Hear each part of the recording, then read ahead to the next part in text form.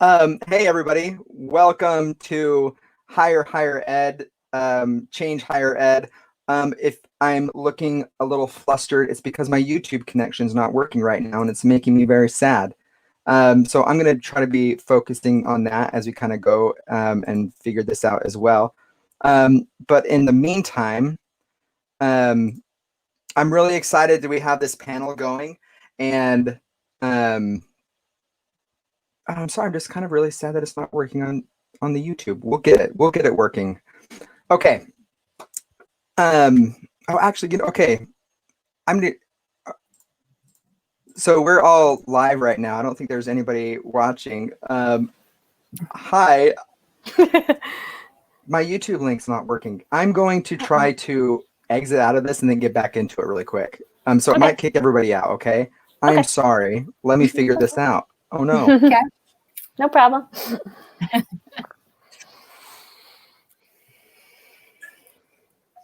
Oh, it's just us now. I guess so. What should we do? Hi Hello out from South there, Africa, if anyone's then. out there. Technical difficulties, we're working on it. And I was the one that was supposed to have difficulties, right? I know. Okay. Right. All right. I feel like okay, here we are. We're started and we're here, and I think that it's working now. Okay. Well, that was off to a rocky start, everybody, but I'm so happy that we're here.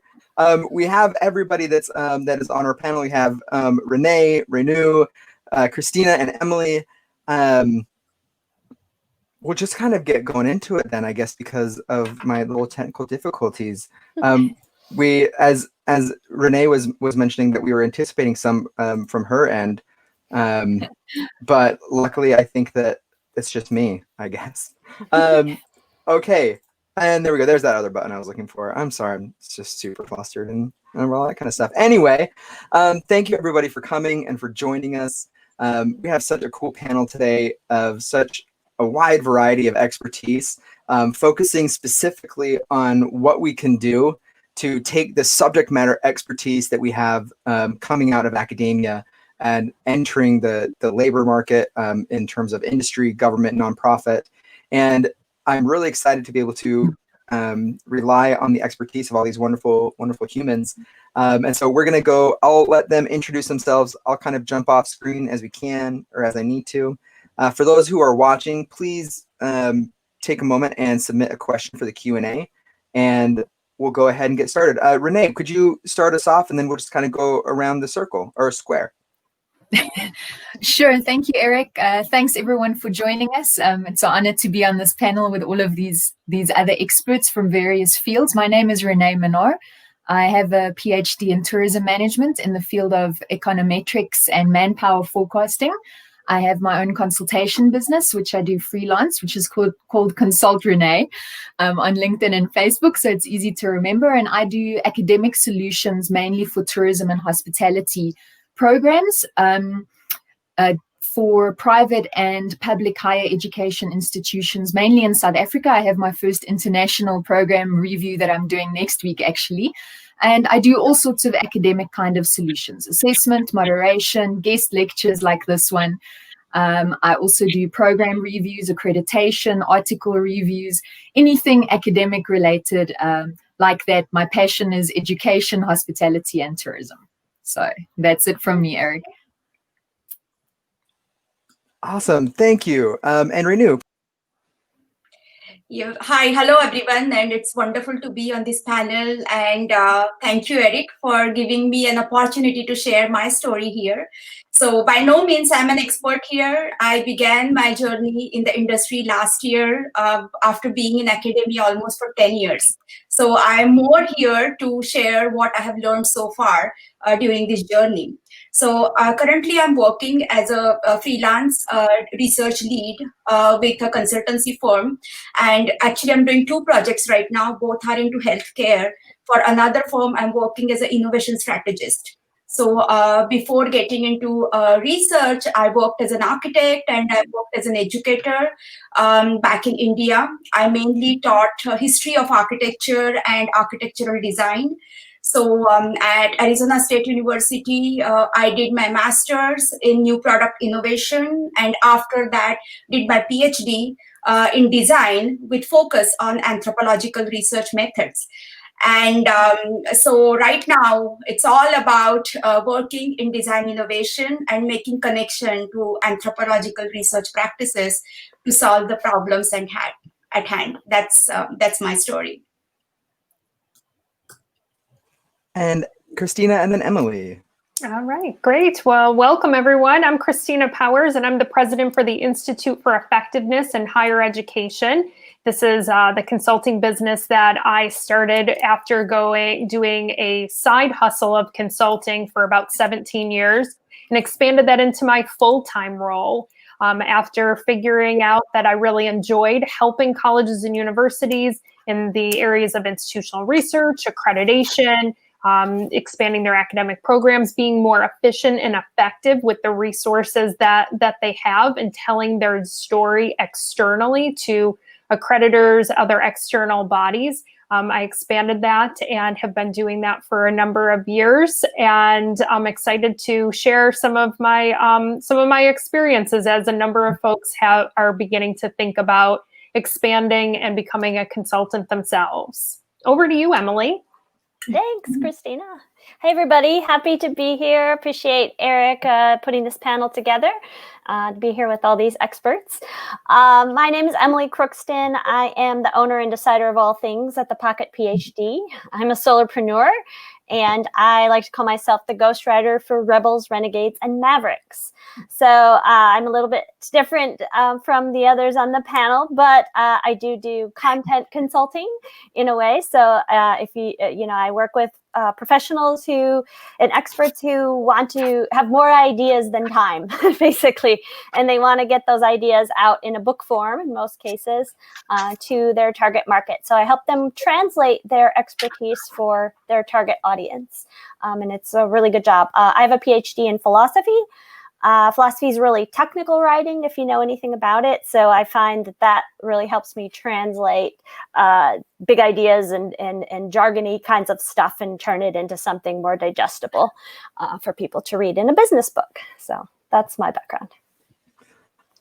Excellent. Okay. Thank you so much for those introductions, and for those who are trying to tune in on YouTube. It's just it's a link that I need to figure out, but it will be on YouTube after this is there. But we can still have some great viewers, so thank you so much for tuning in.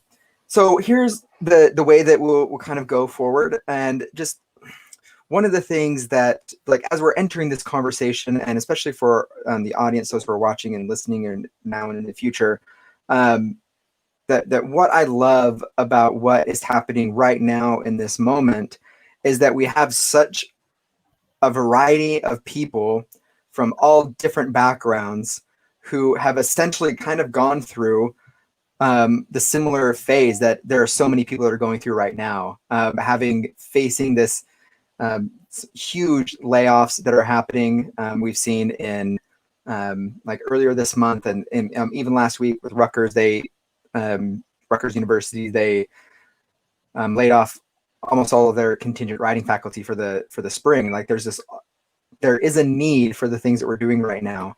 And what I love about talking to folk in academia is that we are our experts. Like we have trained to do this, and we get to talk about now today about like some of the things that we've done to kind of take our expertise and do it in a way that can be monetized, and not in a way that you have to be like feel bad about using the word monetize. Like it's okay to value being able to support yourself and your family and all these different kinds of things.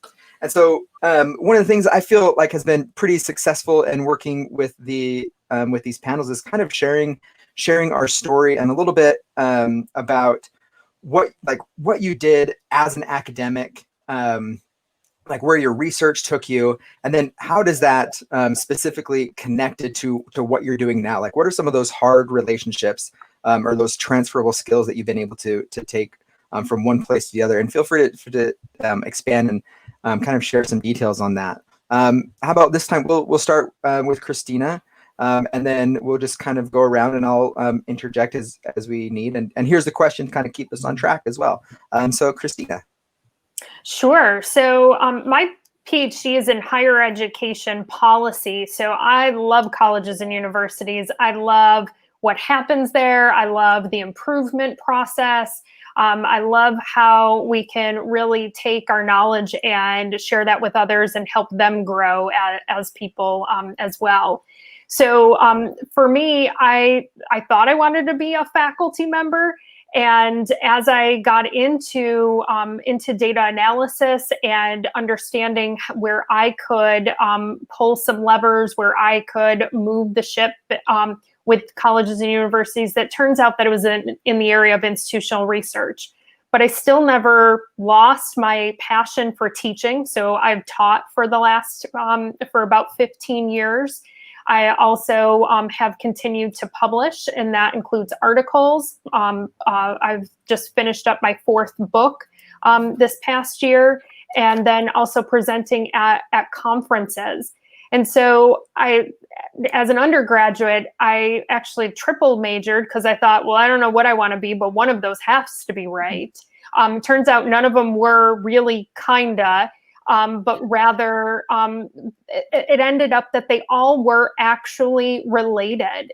And that, like, if I really step back now and say, well, how do all of these puzzle pieces fit together? Because they were all my interests, but how does that all really fit together? It's now becoming clear to me that that was a lot of training and preparation for the work that I'm doing today, which is helping institutions take a lot of what seems like disparate parts and pieces for them in telling their story about student success, and doing that in a way that is understandable, relatable by external organizations. So I'll stop there, and let's see, I'll turn it back over to Emily. Great. Yeah. So I mentioned I have a PhD in philosophy. I taught philosophy for 8 years or so in a series of year-to-year positions, visiting assistant professorships, etc. Really wanted a tenure track position, wanted to settle down and know where I was going to live for the rest of my life, hopefully. And that never came through for me. So after, being on the market for 8 years, I was exhausted and decided to look at alternatives. And a friend of a friend was looking for marketing help. And I said, well, when I was 13, I liked marketing. So I didn't really know what it was. I thought it was advertising. I came to discover that marketing is a whole world. There's a lot out there that you can do if you're willing to write content for people. But the person who sort of took me on as her intern and let me sort of write her blog and blog for her clients said at some point, you could start a business doing this. And so I started calling myself a content marketer and really quickly realized I don't really like marketing. I'm not a good copywriter.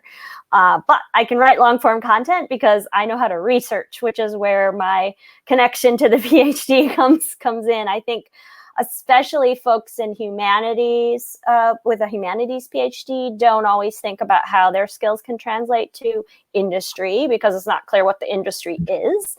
You can go and run a museum, I suppose, if you're a historian, but it's not clear to what's the industry for philosophy. Yeah. So I started a business, and that's when things clicked for me because I was like, I don't have to go to the office and do a 9 to 5. I am in control of my schedule.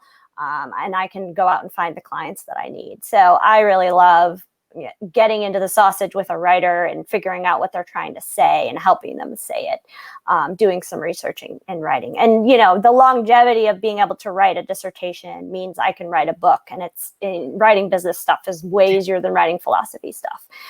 So that's, given me a huge bit of muscle memory there. So I think that's good. So I'll pass it over to Reneé. Thanks a lot. So yeah, listening to your stories, there's a couple of things we definitely have in common on this panel so far. So my academic background was I started off studying hospitality management. And then I always say by default, but it's not by default, by destiny rather, I became a lecturer's assistant when I was doing my honors or my BTech year. And that transitioned me from wanting to work in a hotel to the option of speaking to people every day about things that I know and things that I love, which is a large theme of my life. So obviously I did my honors, my BTech. I went off to a different university, to a private university, to go and work for nearly 3 years after that. Then I returned to the university where I studied and worked originally to do my master's degree, which I did in tourism and hospitality management. While I was working as a lecturer full-time, I was studying part-time. I did my master's for one of the largest hotel groups in South Africa called Sogosan Hotels, about HR and effectiveness, Kristina, so I can relate to you. And yes, then I did my PhD at a different university in a different city, still working at the original university. And like I said, I completed my PhD in tourism management in the field of economics and manpower forecasting, still about skills and education. So I was a lecturer for more than 14 years, like I said, at private and public institutions in South Africa. The whole entire time, I was always doing little jobs on the side, assessing, moderating. When you work in higher education, I'm sure it's the same overseas as it is here in South Africa. People know you and they say, oh, where's that person? I need an external moderator, or I need someone on an advisory board. Can you help me? So I've always done that. But in 2017, I finished my PhD. I was nearly finished handing in my PhD, and I moved to a different city to be a rooms division manager at one of the best hotels in South Africa and in the world here. And I did that for a year. I finished my PhD while transitioning to a new city, to a new job, and into what I like to call the real world. And I handed in my PhD. I got my PhD that year, which I was very, very thrilled about. And then I started my official consultation business, if I can put it that way. So it's something I've always done, but I never really thought it was, a job that I could do.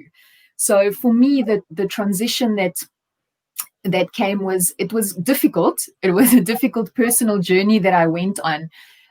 Obviously, a lot of choices led to me leaving higher education. I never saw, a future for myself only in higher education. So I like to say to people, I've got one foot in higher education, because with my consultation, I get to do the things I like about higher education. And I've got one foot in the real world.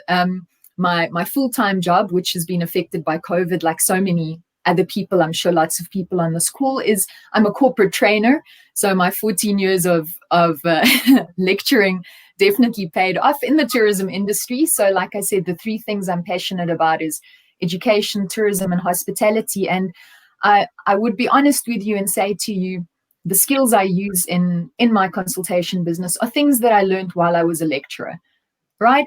I know how to assess something. I know how to moderate something. I know about red tape. I know about filling in hundreds of forms. I know how it works. I can do it with my eyes closed, and I'm passionate about it. I think that is the important thing for me. If you are listening today and you're thinking, well, Reneé said this, but what could I do? My advice is try and think of something that you can do very well, that you can be an expert at, using skills and resources that you have, right? You don't need to go out there and do something new. And this is what I figured out after leaving academia, is I actually am so much more than just a lecturer. There's so many things that I learned also, like Emily and Kristina said, from doing a PhD, you learn that from a master's also, you learn that from an honors degree also. But, consistency, commitment. When I tell people, I've written a 500-page PhD, it took me 4 years, people can relate to that. They say, that's quite a lot of hard work. That's loyalty, commitment. I think all of those kind of attributes are things that I've sharpened. So, I'll hand over here to Renu, and I'll give the floor to you. Thank you, Reneé. And my experience is I would use whatever you said as a springboard to add what I went through. It's very much as a similar experience. Like I am into the industry. I was also an educator, but I do believe that in my particular field, it is very, very important to bring in that industry experience to the table, because I was teaching design research and industrial design studios at Arizona State University. And it is very important to bring in that industry experience to the table to be a better educator, because it's a very applied field. And especially in design, it's not, I feel it is not good to kind of separate academia and industry. They need to work hand in hand. They need to learn to build on each other's experiences, and those who feed off those experiences to, like betterment of the students and everything. So, so I was like, always wanted to work in the industry, but I always want to work in the academia too. So it's always a battle. I'm working on 2 projects right now. I want to develop a proposal for a course that I might teach side by side. So it's a lot of challenge, but at the same time, when you're so passionate and into this particular thing, you want to give your 200% to it because you just enjoy doing it. I think that is what it is. My PhD is actually in a very interesting topic. It's about the food artifacts. So I did my master's, and I was looking into the options of what exactly I can do, to bring in the different spheres that I bring with me. Like I'm a woman of color. I am an Indian immigrant. I'm a foodie. I'm a mom. I'm a researcher, and I'm also a designer. So how can I do something that can be eventually valuable and that I can bring to the table, and I should be very proud of it eventually. So that is why I came up with this idea of doing PhD in food artifacts. I'm really very passionate about food, histories, and everything that goes with it. So what I did was I realized that in design field, there is not much focus on food as an artifact. It's a design artifact. It is something that we design on everyday basis, and we just don't eat anything. We design it thoughtfully and we eat it. But at the same time, there are a lot of histories and a lot of experiences that go behind it. My mom taught me certain recipes which I make on my own here in the United States to, contextualize to this particular context. So it's like, so that is what I'm doing. So I looked into this particular idea of what happens to the food when it travels with the immigrants to the different country. So I explored an example of Indian street foods and looked at it from different lenses like nostalgia, authenticity, tradition, consumption, production, and distribution practices, and how that can produce the business opportunities. It was an applied project, but at the same time, it had a strong, theoretical aspect to it. And so to answer your question, Eric, I would like to say that very recently, for one consultancy, we pitched an idea to an Indian company, which kind of wants, it's a very well-known brand in India, and they are looking into expanding into the United States and, kind of creating identity, not only reaching to the Indian immigrant customers, but also kind of widening their footprint, global footprint. So it totally emerged from what I did in my PhD, and it's very much an applied example that I might do. I'm keeping my fingers crossed here, but I might do. So this is what you can connect your whatever your education experiences to what you can do in the future or what you're doing right now. And passion and your interest, those are 2 things that kind of bind both the sides together, I feel. Yeah, I like one of the things that has kind of emerged from this discussion that I've really valued so far, and I think that we've kind of touched on it even in our individual conversations, is this idea of build bridging. And this is essentially what a subject matter expert is saying like, okay, like I'm very good at this thing, and there are people over here who need to understand that thing. I can come in and help you understand that thing.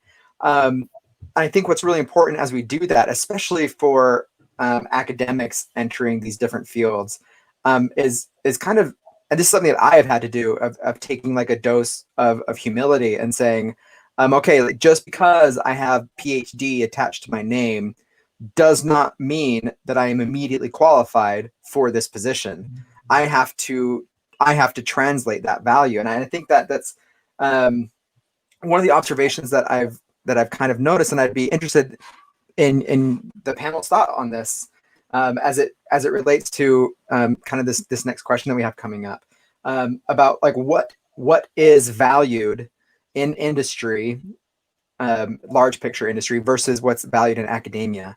And in academia, it's that final product, it's that dissertation, like it's that 500 pages, like Reneé was saying, like, yep, there it is, I did it. And everybody in academia is like, great job, like that's amazing. All of the work that you put into it, though, is not valued in the slightest. And it's almost expected to be doing all these things while doing committee work, while doing assessment work, while doing all these other things. You step into industry, and that 500-page dissertation is like, that's cool. Way to go. How many people read it? Ha ha ha, right? But then it's like, then what is valuable is all of the stuff that you did to accomplish that thing. And that's like what I've been having to kind of go through. And what I'm hearing each of you kind of pull through is like, I learned how to do this when I was like with Kristina, like I was in one of my 3 bachelor's degrees, right? Like going into the coursework or being a lecturer. There are like those tangible skills that we have are what are valuable, but it takes a little bit of humility to make that jump. And so this let's go into this next question that I hope is pretty related to. I'm thinking it does in my head. As what specifically is difficult about making this jump into being a consultant? Some of us made this decision very intentionally. Most of us who are watching probably are being compelled to make this jump. But let's start with Renu, and then and we'll kind of go from there. But like what has been that difficult thing in making this transition? Yeah, sure. I mean, what I feel is when you do a PhD, it kind of changes you as a person, both like in your life as well as professionally too, like inside out. Your vantage point changes. You start looking at things in a very different way. You learn to absorb the details and handle complexity. That level also elevates, and you are a different person totally. So there are like a couple of examples that I would like to share that I struggled with myself while getting when I started working in the industry. I feel that it's all about, we have those skills, but only the application differs. So it's more about fine tuning and adaptation. So to give you the first example, the creative collaboration, like it's very difficult skill to master because you learn it through experience. So in my field particularly, like businesses and companies and corporations, they come to us to design new product experiences, product strategies, and address any internal innovation challenges they have. And we help them find solutions through user-centered design and design thinking. So as consultant, what we always work in teams. So when we work on a project, we are always 2 or 3 or 4 people together who work as a team. So team means probably like somebody would feel that we are married to each other, like we are constantly together day and night. So we go together through the kickoff meetings, through research planning, field work analysis, creating and presenting deliverables, meetings, everything. So that leaving behind a sense of ownership, that we learn through PhD. So it's like we get used to that particular feeling very much in academia. So it's my work, it's my publication, it's my dissertation, that all just goes out of the window immediately when you enter into the industry. And it's very difficult to compromise, initially. But, like you need to develop that ability to build on each other's ideas. And like very critical, when it is a very critical skill in the industry if you want to be very successful. So I needed to make that transition, and I'm really very happy and excited about this particular thing, because I love creative collaboration, and probably that's the main reason why I am here in the industry today. There is one more example, we just touched that through dissertation writing and the writing in general, is like the communication. I feel there are two kinds of communications here. There is front end communication and there is back end communication. So when you work in the industry, the communication with your colleagues, communication with your seniors, communication with the client and their teams, it is very different than the kind of communication happens in the academic environment with the students. And it is possible to fine tune those skills and bring those to the industry, which I did. And it can be a very rewarding experience, that particular thing, I call it as front end communication. The back end communication, so you write a 500-page dissertation and people say, yeah, as Eric said, oh, how cool, this looks amazing. But when you come into the industry, you write reports, you create presentations, which are typically called as a decks. So these are presentations with a lot of pictures and punchlines. So these are not just the punchlines, those are the insights that emerge from your research. And you want your client to understand the impact and depth of that particular insight. So you really need to be clear, concise, as short as possible, because you want to grab your client's attention and to communicate the value and impact of that particular insight. So your writing strategies change completely. So these are like two examples that I had to kind of change myself, and I'm really glad that I watched, observed, and learned from others and could implement those changes in my work. Yeah, can we hear from, let's start with Emily, and then Kristina, and then Reneé?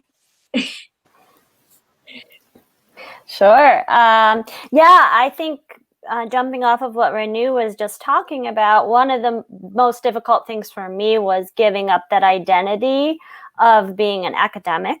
Like, my own identification of what was valuable about me totally had to change once I became a business owner. And so when I was naming my business, even, I was like, oh, I want something that shows people that I'm smart and I'm really good at these things. And, I want that attachment and connection. So I call it the Pocket PhD. And then I got all this feedback like, yeah, but that name doesn't tell us anything about what you do. What is the Pocket PhD? And I was like devastated that people didn't like the name. Actually, a lot of people love the name. So I've kept it and I really like it. But changing that identity was really hard. I was really afraid when I started, I was scared to death because I thought, I don't know anything about the business world. I'm an academic and I'm not that good at the politics of academia. And that would be another skill that would be great to transfer to the business world. Just being able to talk to people and communicate. I never thought of myself as a salesperson. I didn't know how I was going to sell stuff. But what I found was that the business community was really welcoming and really generous. And I built my business with networking, and I just put myself out there and I started doing it. It was hard and scary. But you just talk to as many people as you can in the beginning. And that really helps you figure out where your skills are, what people value. So definitely, I recommend networking as much as possible to every person starting out, trying to start a business. And I was really afraid of failing. I really wanted someone to give me the syllabus to building a business. In academia, the path is really straightforward. You take these classes and get these credits and you write these papers and then you write your dissertation and you get your PhD. It's a very straightforward path, and business isn't like that at all. So I had to shed that expectation and realize you got to experiment. Failing is a good thing in the business world. Like, people talk about failing fast as being a really good thing, because once you know it doesn't work, you can move on to the next thing. So making that mindset shift was probably, all these mindset shifts were the biggest obstacles to me in the beginning. Yeah, hearing Renu and Emily talk about their experiences, it kind of reminds me of when you made that decision to go for a doctorate. And you could, if we didn't have Eric putting up the question at the bottom there and, and leading readers into seeing that we're talking about consultancy, you can almost apply a lot of this to making the decision to begin a doctorate. What was difficult about making the jump to beginning your graduate program? You had to give up something, that whether, time, maybe money, maybe leaving a current job. For me, I had a full-time job as an administrator in the area of institutional research, and I left my full-time job to expand my consulting business. That was pre-pandemic, so that was hard and crazy then. And I thought, what the heck am I doing? A lot like you, Emily. There's a lot I don't know about running a business, and you know what? I didn't know much about getting a doctorate because I had never gotten one before. But you know, you figure that out, and while there isn't as straight of a path, you know, for running your own business compared to a doctorate, that dissertation writing is hugely ambiguous and varies from person to person, a lot like running a business. So think about the skill sets. I would, you know, encourage folks who are listening to this now, think about the skill sets that you learned in those experiences from your doctoral program or your graduate program.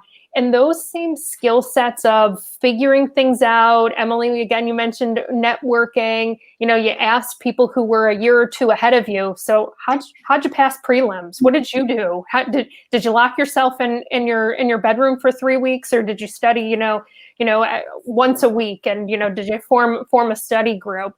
And I've found that networking and talking to other business owners who are a little ahead of me, and learning from what they wish they would have known. I also have been getting some folks who are reaching out to me asking those same questions. I'm a little bit ahead of them, which led to me creating a course on how to go through the process of formalizing your business as a registering it with your state, with the federal government, and talk a little bit about that experience, just to kind of share what I hope will help others save some time. Let me turn it over to you, Reneé, to hear your experiences. Thanks, Kristina. Again, I really can relate to everything everybody has said ahead of me, but I will add some things to it from my own experience. The one thing I just want to say, because I know the question is, you know, what was difficult about making the jump to being a consultant. And I want to say that for me personally, the jump was quite big, because I did go from academia, 14 years of that, 15 years of studying while I was working full time, which becomes a habit. You know, it's something you do every day, and it's a choice that you make. And 15 years is a big chunk of your life, I'll let you know. So it was a habit. And then I made the choice to go into the real world, into the industry, and then start my consultation business. And what I want to say to you is that it will be challenging. It will be difficult. But I think of that time when I just started. So Renu, I don't know how far you are in the process, but it sounds like you're still a little bit new. I've had this formal business of mine for 2 years, so I also feel new. But especially at the start, you know, I was very unsure about it. But I want to say to you, if you're listening to this, if you're watching us and you're not really sure what to do, that time of my life is probably one of the top 5 times I can tell you of personal growth, because I pushed myself to figure it out. I pushed myself to say, oh, but I'm not just a lecturer. People used to ask me, oh, but what can you do? And my answer was always, oh, I've been a lecturer, because that's what I did. But that's not actually what I can do. You know, it's just the title of a job. And COVID has also taught me in my current job, and also with my consultation firm and lots of hustles that I'm busy with, that you shouldn't just attach yourself to a specific title or name. I think, Emily, you also mentioned that. It took me really, it was a lot of tears and a lot of pain to get out of the lecturer, the box mindset that a lot of it I created for myself. I'm sure academia is the same in America as it is in South Africa. A lot of it, I kind of feel like, Kristina, the skills that we expect from academics, you know, people in the real world don't know that you can do that maybe necessarily. Or what I mean is, when you're an academic, you assume everybody can do that. And then when you leave academia, you realize, oh, but I've actually project managed my whole career for 15 years because I've managed my time, my weekends, studying part-time in a different city while working full-time, putting my 200%, as Renu said, into everything I'm doing. You know, there's our project management skills.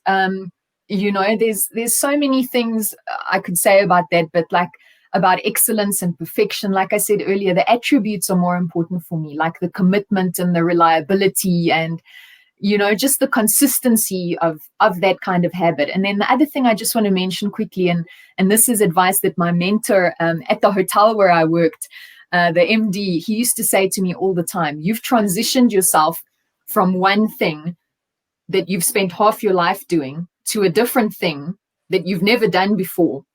And he used to say to me, it's like an astronaut coming from space. You know, they don't just say, okay, welcome back, you're here now, carry on. You know, it's kind of like you have to acclimatize yourself to it, and you have to think about it. And I think it works the same way the other way around also. If you've spent your whole life in the industry and then suddenly had to go to academia, I'm 100% sure you'd have the same feeling. So I want to say that even though it's difficult, the journey, you cannot replace this with anything else. There's nothing else I could have done. There's nothing that I could have done that could have improved myself, my self-confidence, Emily, those kinds of things, than figuring it out. So Eric, over to you. Yeah, I'm so glad that you mentioned that, because I look at the situation that I'm in. I'm still living in my parents' basement. We're still trying to figure things out, and we've my wife and I, we've been unemployed now for several months, and it's hard. And then I look at, like, you know, like, look at the silver lining, everybody. And here's the thing is that I never ever would have had the opportunity to talk to any of you if not for the situation that I'm in right now. When I first hit this void of unemployment and being laid off in academia, I was grasping at straws and trying to figure out what I should do next. And I thought I could do a career coach, or I could do an upskilling program, or I could do this, or I could do this.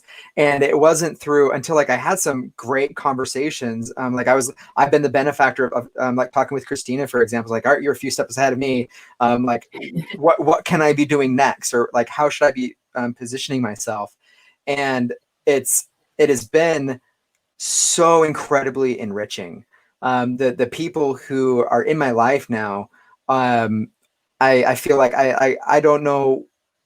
It's hard for me to conceive of like my thinking process before I met these people, because and I think that's one of the valuable things about being in academia is that you're just so trained to just go and connect with people on these idea levels, and then now it's time where you can actually, whatever it is, whatever people decide to do with their consultancy, is turn that into actual productive things that can help people.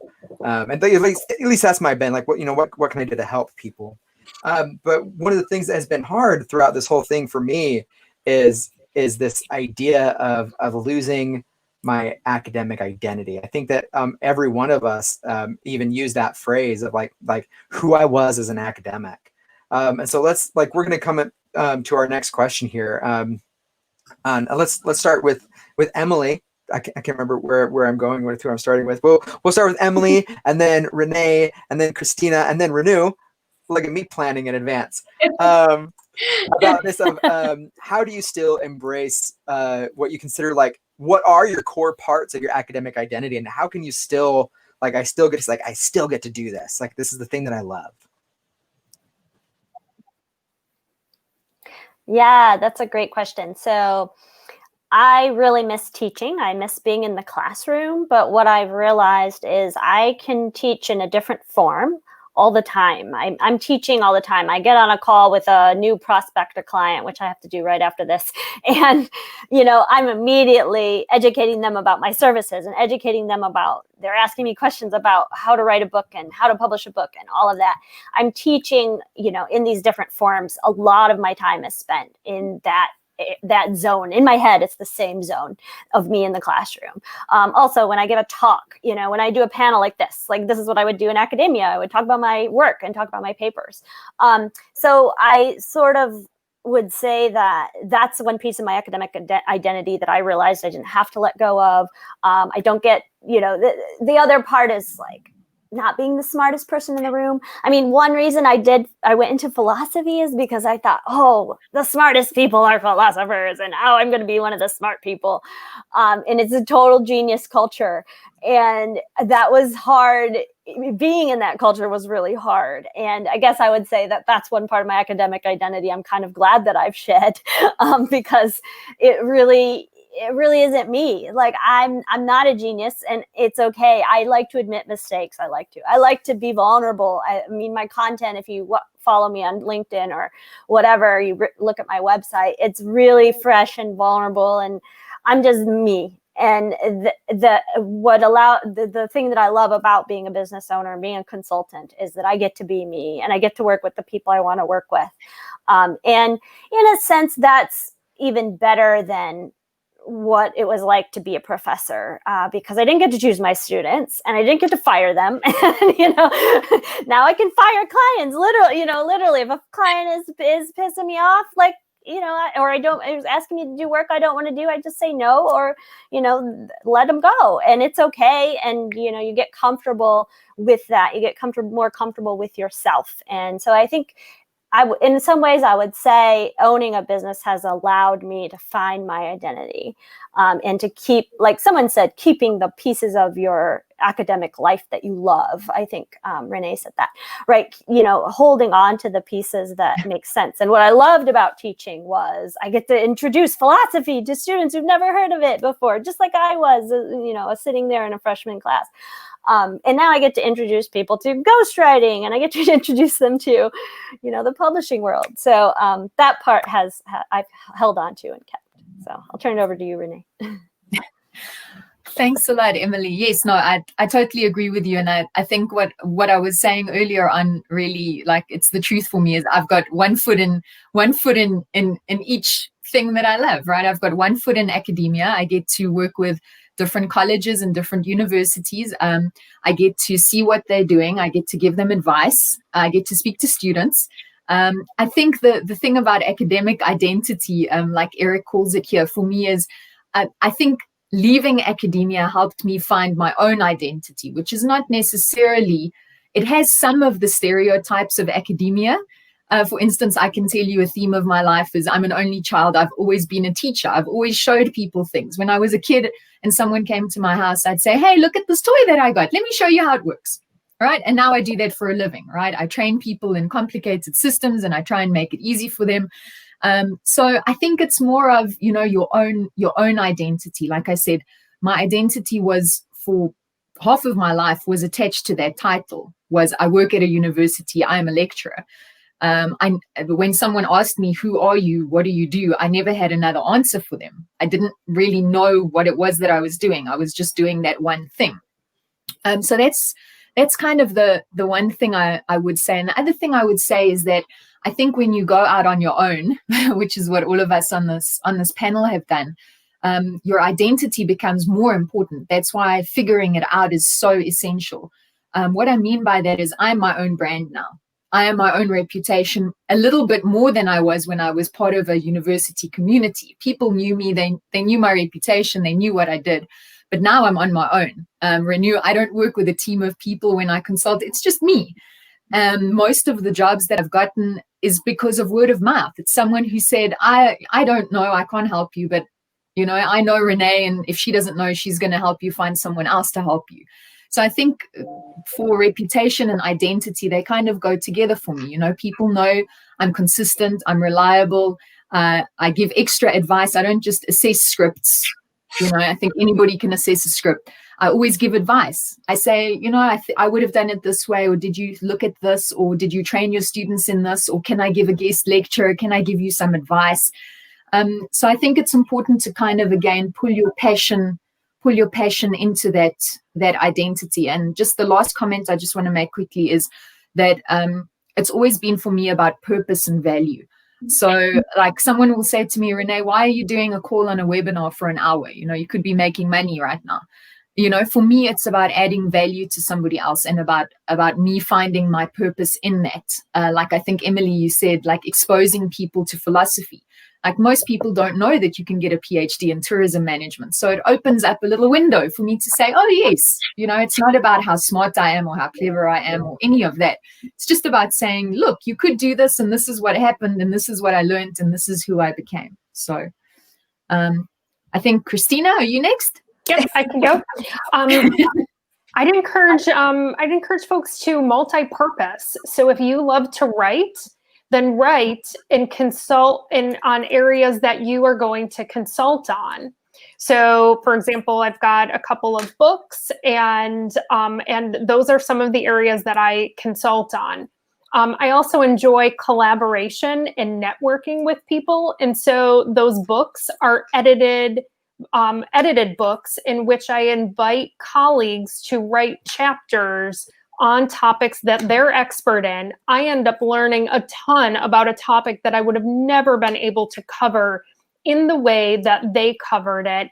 And then collectively, I put together this book that couldn't have been done by any one single person. And with me as kind of that organizer, and I'm writing a couple of chapters too, because I can't help myself because I enjoy that writing process.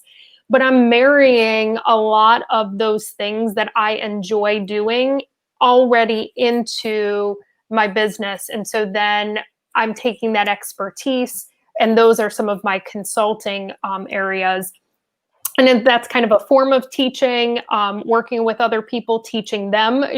So often I'll get somebody will say, "I've never done a chapter before. I'm not sure. Let me help you walk you through that. You can totally do this. I'll be a sounding board for you." Going to conferences, so for those of you who, whenever that's going to be a thing again. So for those of you who really enjoyed that part, maybe pick your favorite conference and still have that connection, still put your program proposal in. If that's something like that you'd like to do, of getting up there and presenting, still consider doing those things. While I've never held a full-time faculty position, I really have, I just never gave up any of my academic identity from my graduate program. I just kept doing the things that I liked. And it's amazing how much time you can find for the things you want to find time for and the things you don't want to find time for. So I'll stop there and turn it over to Renu. Yeah, sure. I mean, I would just, I'm just amazed to find so many similarities in our experiences here. And one thing I'm hearing is we cannot box academic identities. It is not a boxed concept. It is an evolving concept. It's an evolving experience. Identity needs to have that particular aspect of evolution. So I remember having a conversation with my mentors, Prasad Poradkar and Dr. Eric Margolis. They were mainly behind shaping my, research identity, my research focus and interest. So I was having conversation with Prasad, and he said, like, how do you know what you're going to do after 10 years from now? So it was such a simple question, but that kind of opened new doors for me. I realized that I can take what I have learned here and build on it further and come back again and give it back to where I belong. So for example, as an educator, as someone who has continuously worked with the students, I think we all learn this particular idea of empathy. We are very empathetic in terms of our communication, the way we understand students, and the way we want to do work. So one thing that I have done in one of my projects, and I try to be very conscious and cautiously choose where I'm spending my time, because once I choose a project, I'm giving 3-4 months of my life to that project. So what I did was, this was a great opportunity that came to me. It is a healthcare project in which I'm working with economically struggling communities and understanding their experiences and relationships with diabetes. And, we would be using those insights to develop a new, strategies and insurance strategies and insurance plans, But this is something that I really like to do. Like, I mean, I learned this from academia, and this is a core quality that I am bringing into the industry with me. So, I mean, and as Kristina added, I mean, we all talked about it, like writing, I mean, earlier I used to write like for peer review publications. Now we write in Mediums and LinkedIn, and there are so many different, even YouTube, you can have your own YouTube channel. Somebody told me that your interest is in food. Why don't you do a YouTube channel? I was like, okay, that I will definitely do it down the line. But right now my hands are full. But there are so many different ways to reaching out to the audience and the people who want to talk to you and the people with whom you want to share your interests and ideas. So I think those are my 2 cents. Yeah, thank you for that. And also, I think it's a natural segue to when YouTube breaks down on me. But so we'll wrap up the conversation now with usually we would take some questions from the audience, but they'll be watching after this. But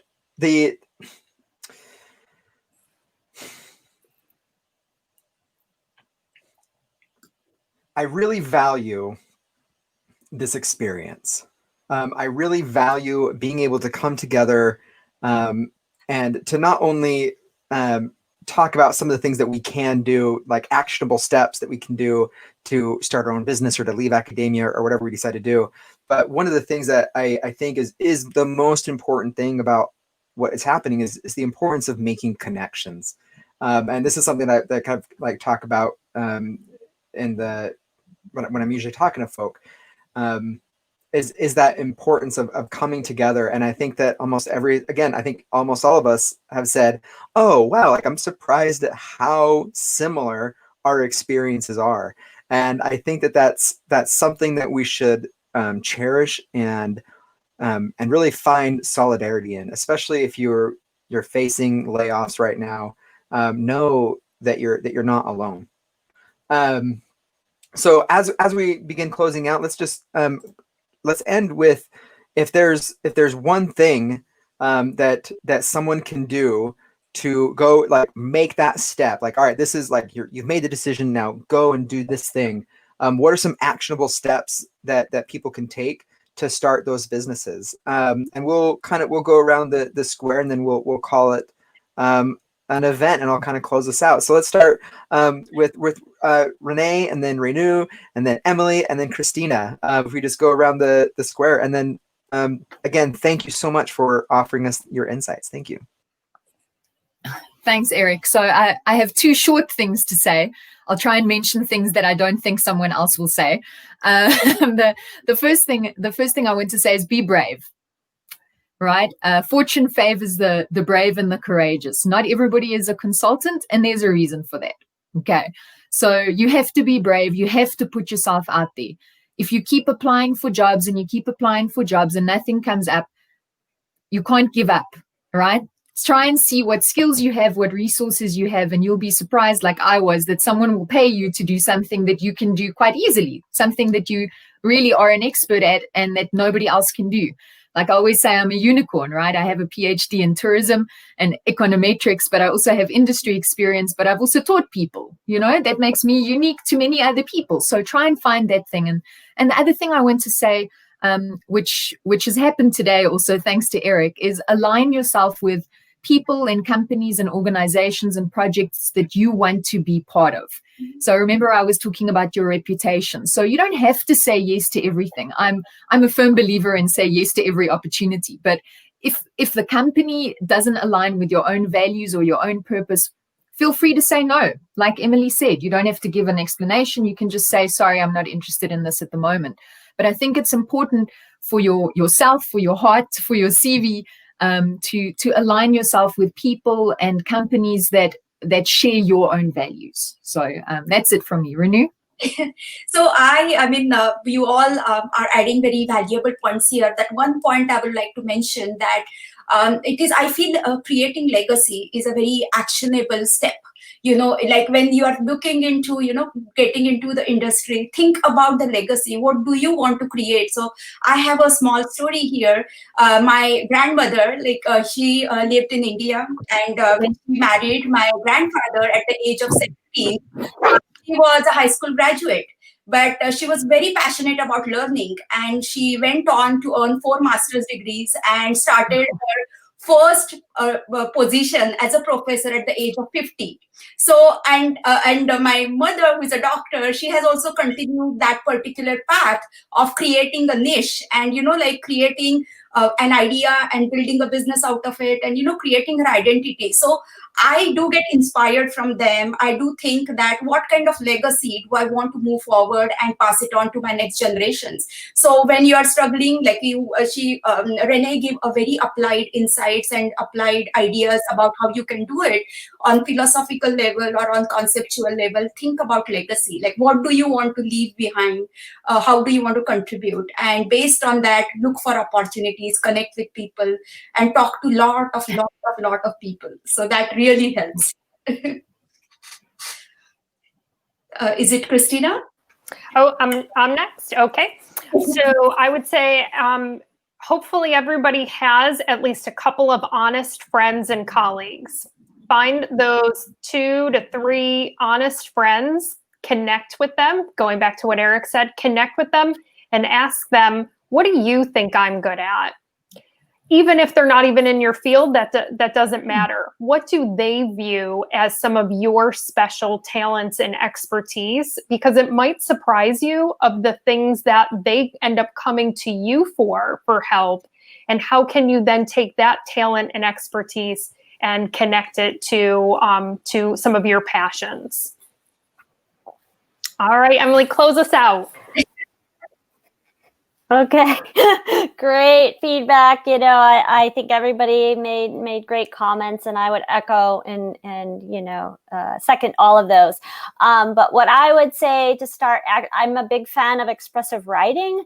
It's therapeutic. If you've never done it, sit down and start writing a list of your skills. Sit down and start thinking about the kinds of consulting things you can offer to people, and just brainstorm for yourself. That's the easiest way. And then create a website. Share it with your friends and family. Say, here's a new thing that I'm thinking about. And don't worry about making it perfect at all. It doesn't have to be, right? You're experimenting. Remember, you're discovering what works. So if you want to say it that way, I'm experimenting with this, go ahead. And you'll be surprised at what people give back to you and reflect back to you. So those are my tips. You all are just wonderful, wonderful people. And I really value this expertise that you have brought to the table, and that people are going to be able to watch it. And I hope find inspiring that as I have, because and I think that it's, whatever your discipline is, like the experience that so many of us are going through is a core, is a common core. I feel like that's something to do with math. Okay. I'm not great at that kind of teaching stuff. But all that to say that find those people, connect with them, be brave, write it out. And I really love what Kristina said about in the middle of the conversation, that you've made a hard decision already to get a PhD. That's not a decision to be taken lightly.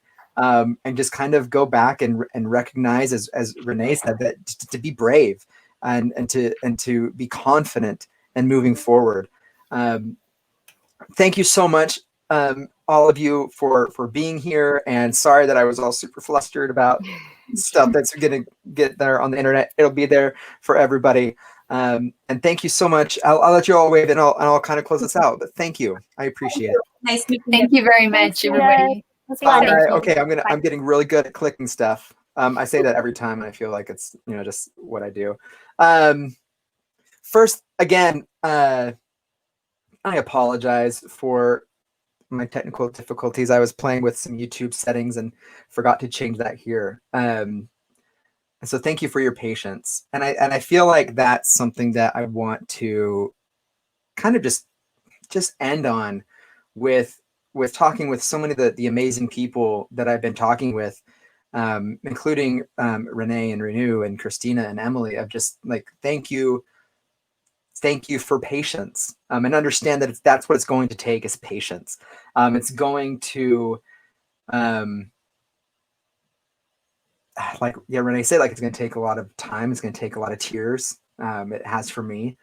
And it's okay. It is okay to be worried, and it's okay to be afraid. But it's also okay to be brave and to be excited. And so that I hope that you do, because when you get past the shock of it, you realize truly how small your world is, until you break out of it. And now it's like my network is something that I've never thought it would be, and being able to meet some amazing people. And so I hope that this was beneficial for you. Please tune in next week. We're going to be talking with the hosts of the EdUp Experience, Elizabeth Leiba and Joe Salustio. I'm hoping I'm pronouncing names correctly. I'm working on that in my life. I'm very excited for all of you to continue joining us, hopefully without technical difficulties in the future. Thank you, everybody.